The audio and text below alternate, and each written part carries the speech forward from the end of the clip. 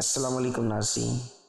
دل کو قابو میں رکھنا ہے تو اختیار ہونے پر ناجائز خواہشیں بچنا ہی مردانگی ہے۔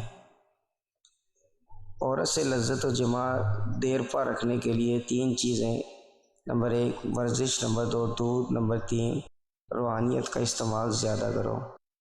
عورت سے ہم بستری کرنے سے ایک چیز کو طاقت ملتی ہے اور وہ ہے نفس، کیونکہ شہوت ہمیشہ نفس پر سوار رہتی ہے۔